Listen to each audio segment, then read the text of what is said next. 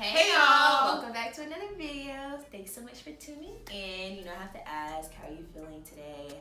How are you doing? Have you looked in the mirror and told yourself that you're beautiful? If not, stop this video. Go ahead and do that. Come right back and then we can get started.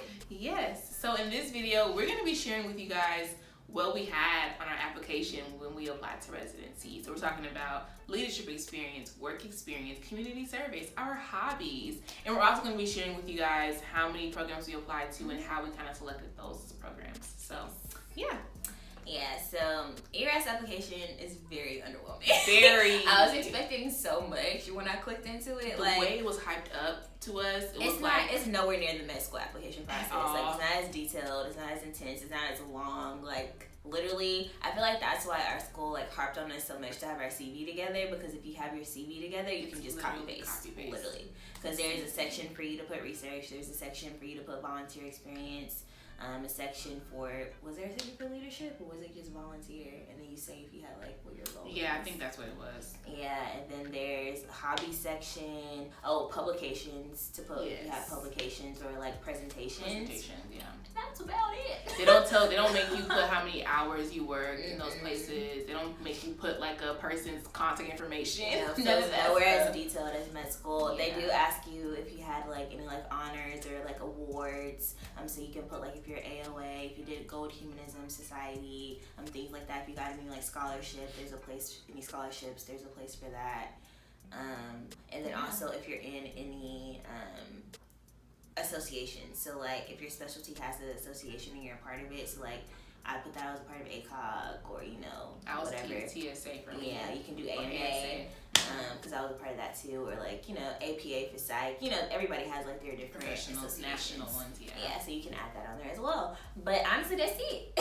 So if you're working on your CV now, then great. Keep it up to date. Keep it up to date, because then once you log into ERAS, you literally all you have to do is copy and paste. Yeah. Like, it's very simple. Very, very simple. So for publications, I had one official publication.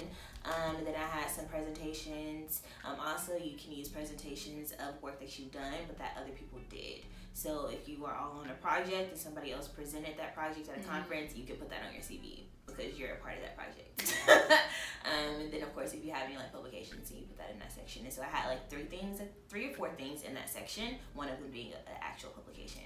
And then for research, I put research that I had finished on there, and then I put research that I was currently working on as well. And I had about 8 or 9, I think, research projects on there. Most of them were OB related, OB-GYN related. A lot of them were MFM because of my mentor.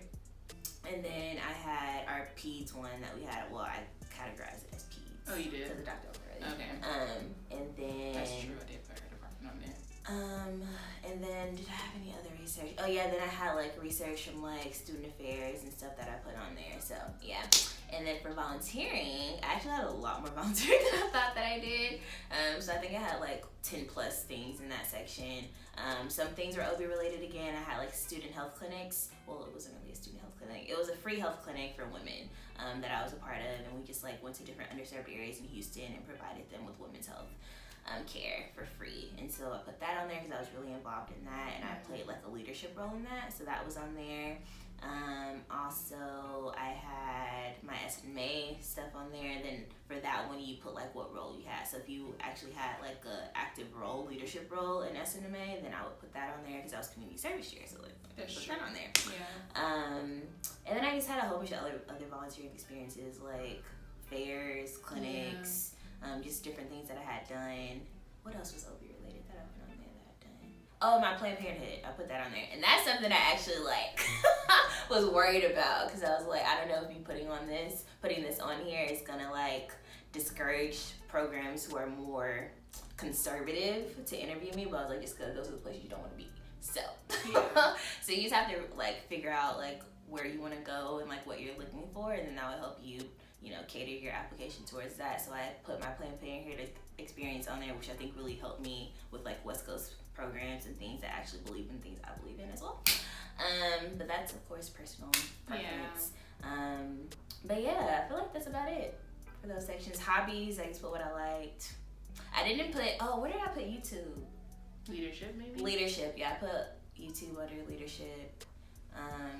Yeah, and then for hobbies, I just put like yoga, cooking, things I like to do. Yeah. I was real basic with my hobbies because they actually ask you about them, so you don't want to put anything on there that you don't like, or that you don't do. Like, don't lie. Yeah. Because they will ask you about it. It's gonna come up in your interviews because they just like to ask different questions like that. That's right. For me, for anesthesia, research isn't a big deal, but you don't want to have an empty section, right? I actually didn't have any publications on mine, but I had a lot of ongoing research that was actually interesting for me to talk about because I was very intentional about what projects I wanted to even join.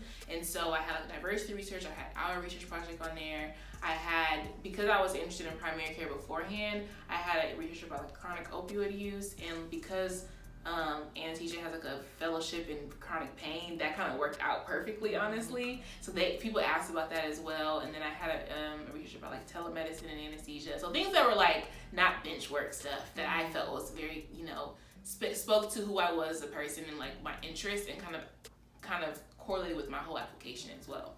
So for leadership, I also had our YouTube channel on there because we do, besides talking to you guys, we actually did a lot of stuff behind the scenes. Yeah, that we don't really talk about. Yeah, so that was really like, it helped us, one, be able to talk about our channel and people to take it more seriously.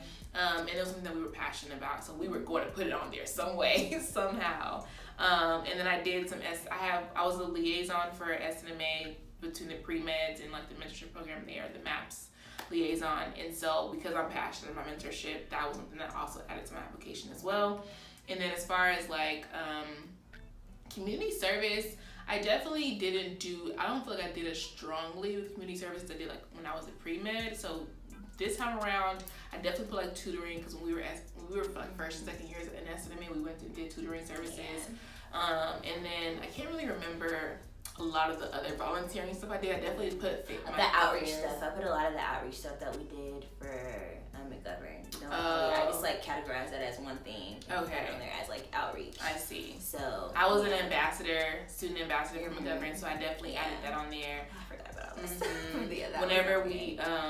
Whenever we would, I actually did like a nutrition class for people in the community, so that's something that I added on there too. So like a bunch of my volunteering high key was pretty random this time around, but for the most part, it correlated with giving back to the community in some way, shape, or form. So that was something that I was passionate about. And then hobbies, I put that obviously YouTube was one of my hobbies, and then I put watching Nollywood movies because that was something that I actually did a lot of. And so that was something that I talked about a decent amount on the interview trail, surprisingly. And so that was something that I was like, okay, I'm prepared to talk about that because I have movies for days I can discuss with these people.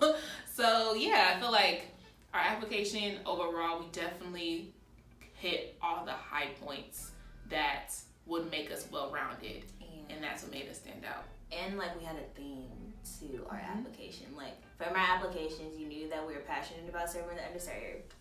We gave back to our community, and we love mentorship.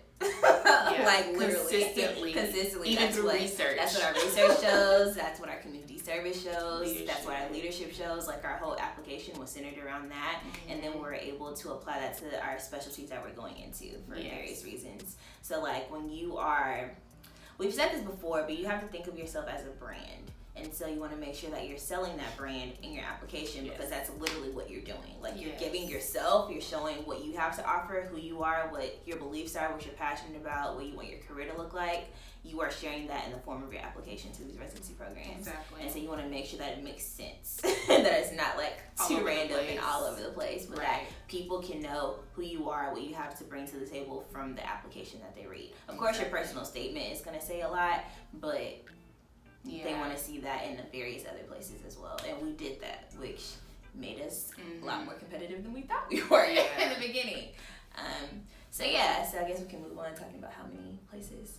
Yeah. So for me, I was very intentional about sticking to big city. I didn't want to be in a small town. I did not want to do rural. I'm so sorry. It's not me. I was going to be honest about that. And I was like, I know with COVID, a lot of people were panic applying. They were applying to a lot of different programs. And I was like, one, who got time to be interviewing that many programs? And two, who had the money? Who has the funds to be applying to 70 plus programs when the average on a usual year is like 40. Yeah. I couldn't do it to myself. So I was like, I'm going to stick to applying to big cities. So I applied to programs in LA, obviously Texas, Houston.